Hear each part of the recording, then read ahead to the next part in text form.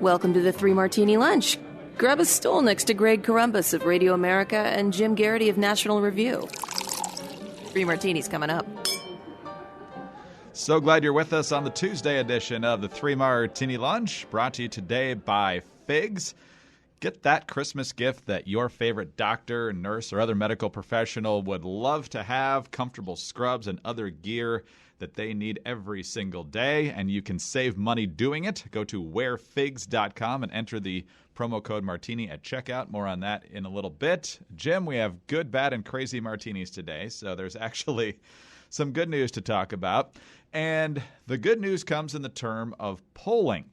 This is from Firehouse Strategies, which is a Republican firm, and I think that's important to keep in mind here. So these numbers might be a little more optimistic than reality suggests, but nonetheless, they show that impeachment has not been kind to the Democrats, at least as it pertains to Trump versus the top tier, as it seems to be right now, in three key battleground states, Michigan, Pennsylvania, and Wisconsin.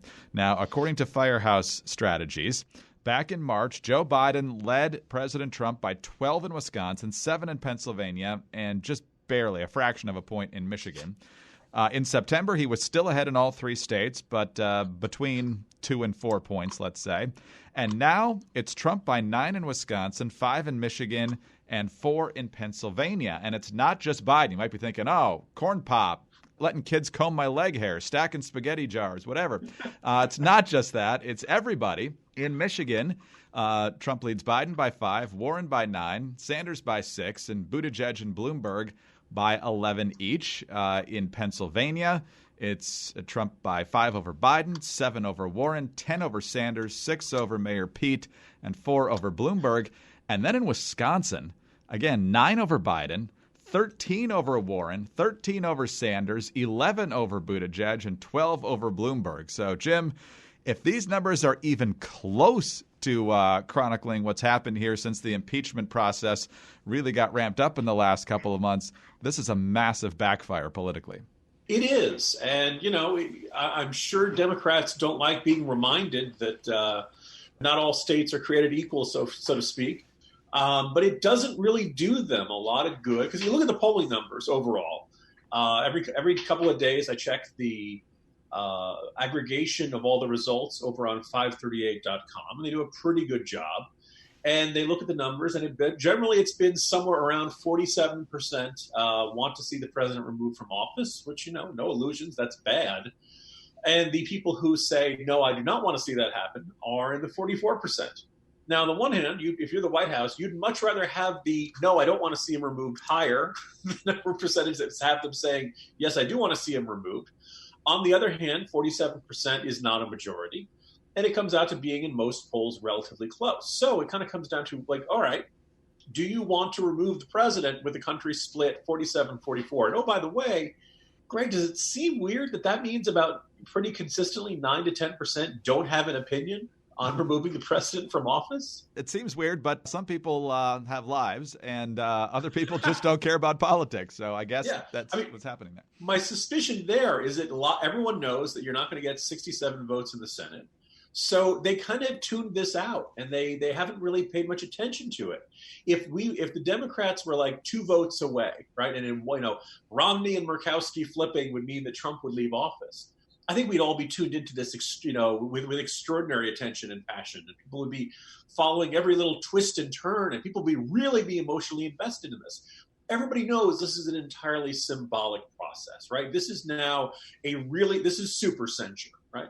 And most people are kind of tuned out about it. So what it tells us is that, nearly half the country really can't stand Trump. Nearly half the country supports him. And what really matters for Democrats is it doesn't mean much if you get a really high level of support for impeachment in New York and California. Impeachment, it requires 67 votes. They're not going to come anywhere near that. And your consolation prize would be, well, maybe this is going to hurt the president in these swing states and make it the likelihood of him getting reelected a little bit less likely. Well, it doesn't look like it's doing that either. So in the end, people are going to ask with a really good question, what did Democrats accomplish with this? I mean, I suppose you could make the argument what Trump did was so terrible. And just as Republicans saw this about Bill Clinton's impeachment, it didn't matter. They weren't going to get 67 votes. It was the principle of the thing. We're sending a clear signal of what we stand for. this is unacceptable and shame on you, Mr. President. And that's fine. They're free to do that, but it may actually be hurting them a bit on the margins where they need to win in 2020.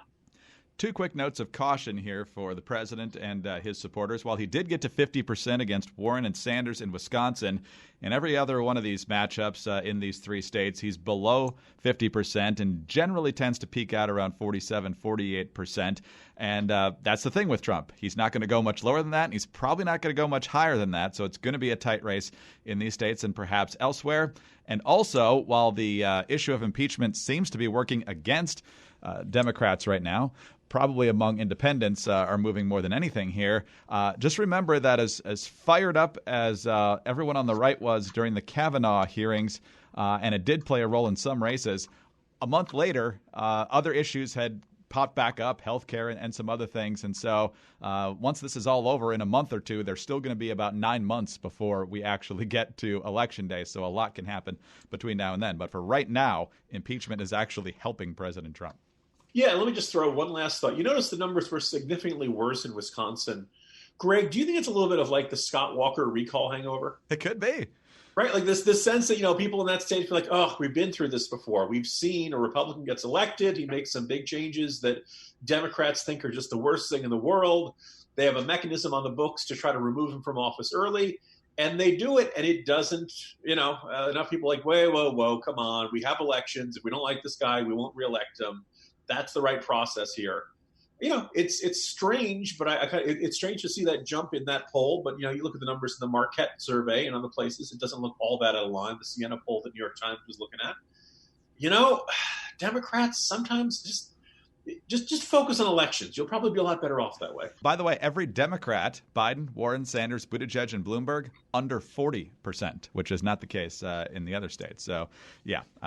Folks in Wisconsin may have seen this movie before. So in the meantime, if you're trying to get your mind off of what's happening in Washington, it's time to buy Christmas gifts. Hopefully you've got most of those lined up for immediate family, extended family.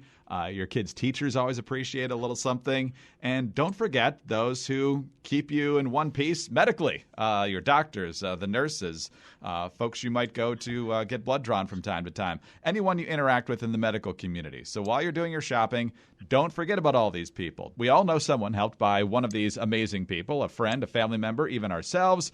And that's where we get to Figs. And for all the medical professionals and non-medical professionals in your life, get a gift of Figs for those who give the most to you every single day. Figs is an amazing company that is making scrubs stylish and functional for the people who deserve it most. For years, nurses, doctors, dentists, and all those other awesome medical professionals were forced to wear itchy and scratchy, I don't mean The Simpsons, that they itched them and they had to scratch and do this, ill-fitting scrubs. Not only were they ugly and uncomfortable, but they weren't designed with innovative technical properties to protect and hold those life-saving tools they need to have within reach. Also keep in mind that Figs gives back, and you can too. Every time you shop at Figs, they give scrubs to healthcare providers in need around the world through their Threads for Threads initiative. To date, Figs has donated hundreds of thousands of sets in more than 35 countries. And I've had the chance to wear some of the Figs gear, very comfortable socks, as well as an activewear jacket. I love it. You can put a lot of things in the pockets, which is exactly what doctors need. And it keeps me very warm at a wide variety of temperatures. I'd say anywhere from the low 40s to about 60 degrees. It's perfect. It's very lightweight. And it's perfect for walking around in drafty hospitals and other places that medical professionals need to go as well. But a lot of the stuff on here, most of us don't wear scrubs on a daily basis, wouldn't need to, but there are some things on there that you might find attractive for yourself or someone who's not a doctor. But if you've got a favorite doctor, and I'm guessing you do, or a dentist or some other medical professional, head over to wearfigs.com. Put in the promo code Martini at checkout and surprise them. You'll make their day this holiday season. So show how much you care. Figs is going to make it easier by providing you with 15% off your first purchase by using the code Martini. Get ready to love your scrubs or the people getting the scrubs. Head to wearfigs.com, wearfigs.com, and enter our code Martini at checkout. We've got 2 articles of impeachment facing President Trump, which we'll talk about a little bit later.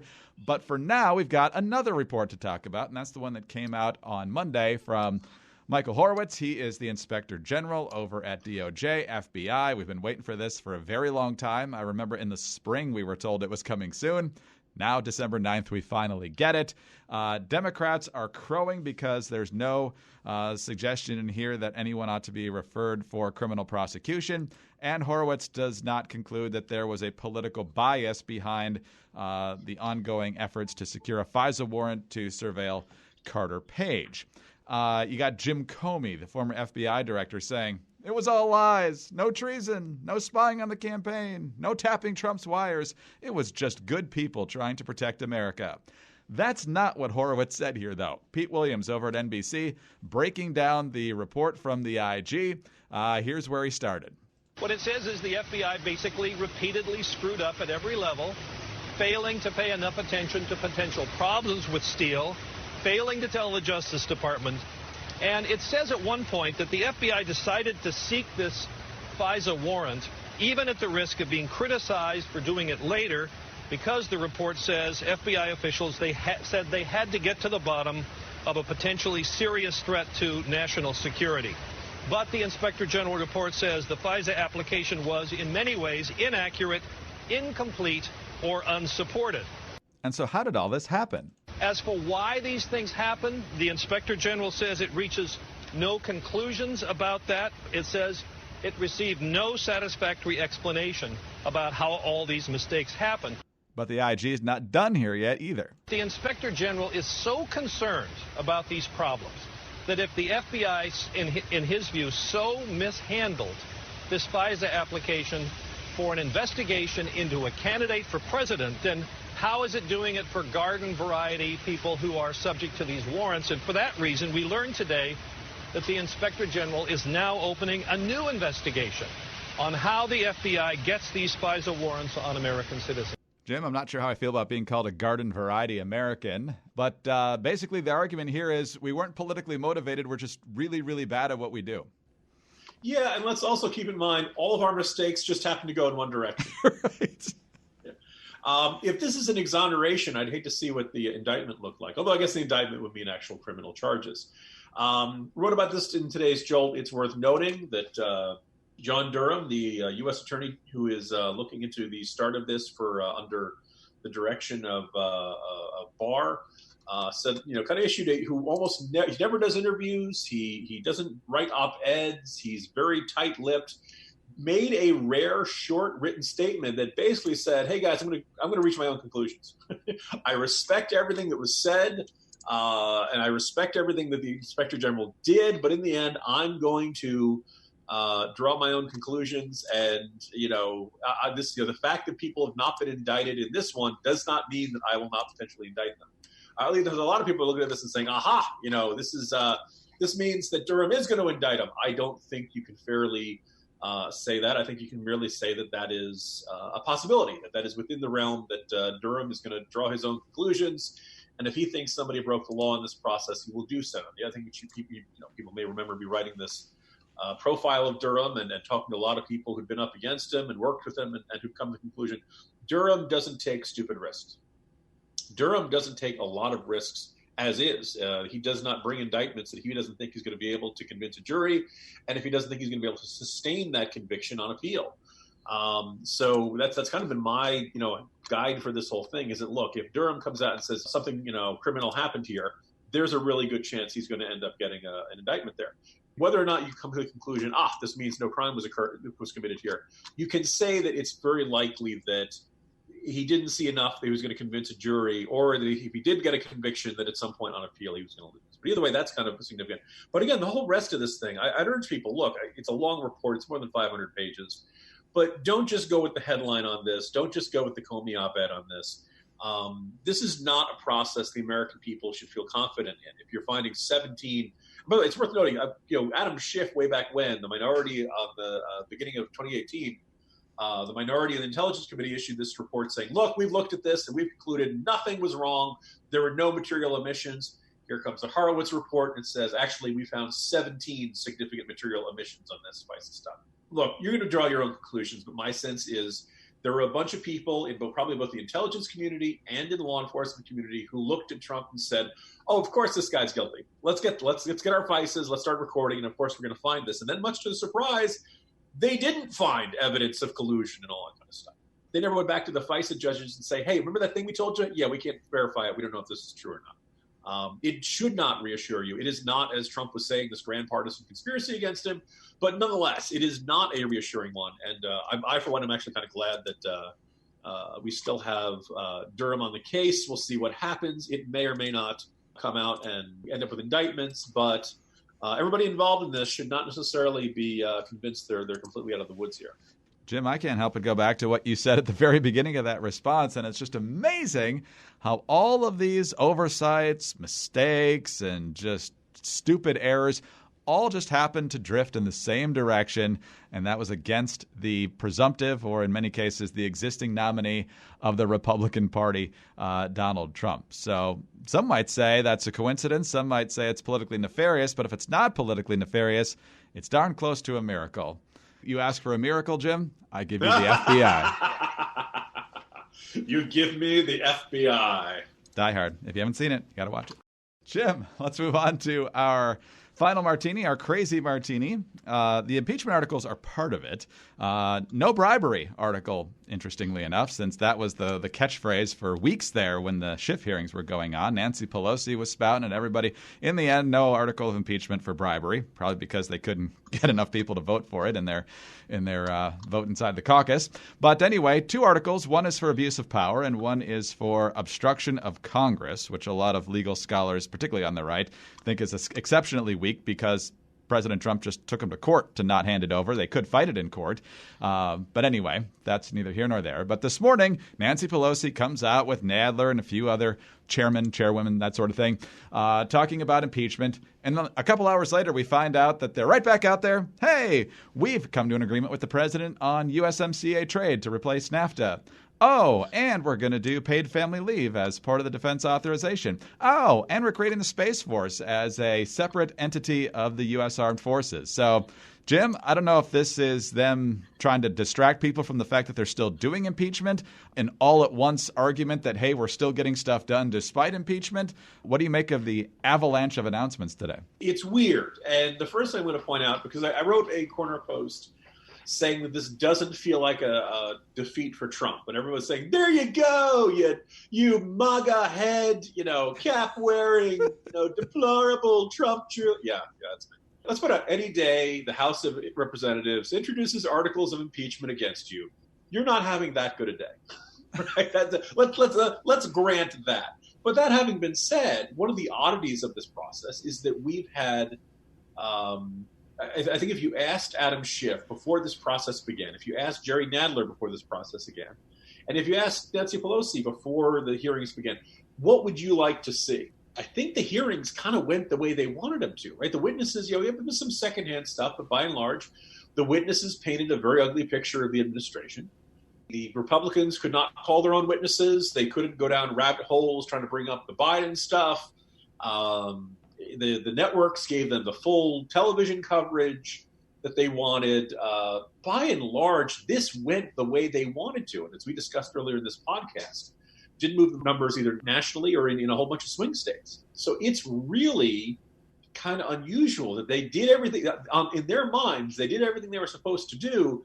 And the American public, I think you can argue, other than the people who are already tuned into this stuff, kind of tuned them out. So you've got that. They're going to have the House vote at some point soon. My guess is that the vote is right around what it was before. Only 2 House Democrats voted against it. By the way, it's worth noting that there are 2, because of the death of Elijah Cummings and the resignation of Katie Hill, there are 2 fewer House Democrats than there were when they had that original vote to initiate the inquiry.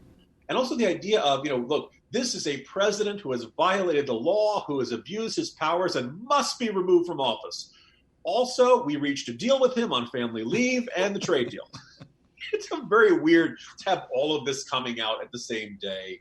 I think the fact that you're able to, hey, look, this president is the devil, but we can also do business with him is kind of a odd set of circumstances. And I think this has been Look, maybe if the Mueller investigation had not occurred, maybe if Rashid Tlaib had not said, let's impeach the MFer right upon, the eve of getting sworn into office. It was weird. It is very weird to see Democrats at this crossroads and going forward with a process that has not worked out for them. They've not persuaded the public the way they wanted to. And they all kind of know this is going nowhere, but they're going forward with it anyway. And oh, by the way, we also got some major legislative agreements worked out with the same guy who we're insisting must go. It's bizarre, Greg. It's a well-suited crazy martini. What do we, as conservatives, actually think of these things? I haven't seen a lot of the details yet, but you and I have talked before when Trump has brought up paid family leave during the State of the Union that it's adding another entitlement. We're already $23 trillion in debt. We got $1 trillion annual deficits now. Is this really what we should be doing? It seems like more big government, even if the intention is good to help families. Yeah, I mean, so I'm of the mindset, because I went to an event the National Review Institute had sponsored a couple of weeks ago. It featured Ivanka Trump. And I've gradually come around to the fact that on the one hand, I don't like government telling businesses what they have to do. But I think any clear-thinking human being would want a woman who has just given birth to be given as much time off from work as possible to take care of that child, because you don't want women who've just given birth right back on the assembly line or even at the secretarial desk or working in the restaurant kitchen or any of the other many corporate executives.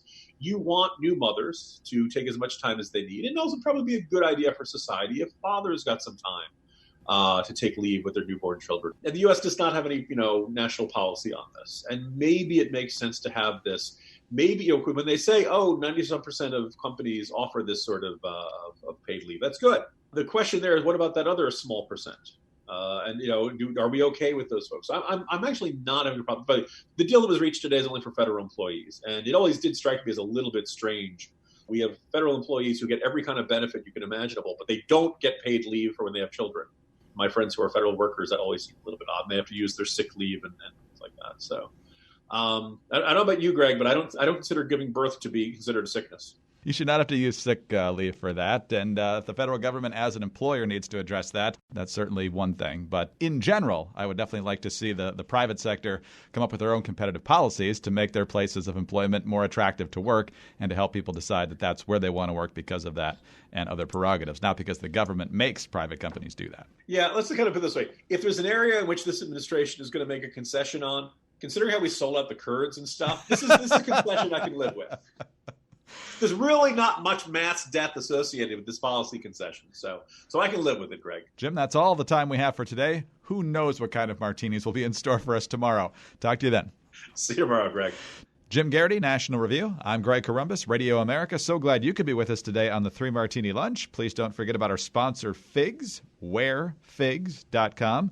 15% off on your first purchase at checkout by using our code Martini. Your favorite doctor, nurse, or otherwise will love the gift this Christmas time. Don't forget about subscribing to the podcast also, leaving us a great review if you don't mind. We always love to see those. And don't forget to tune in tomorrow for the Wednesday edition of the 3 Martini Lunch.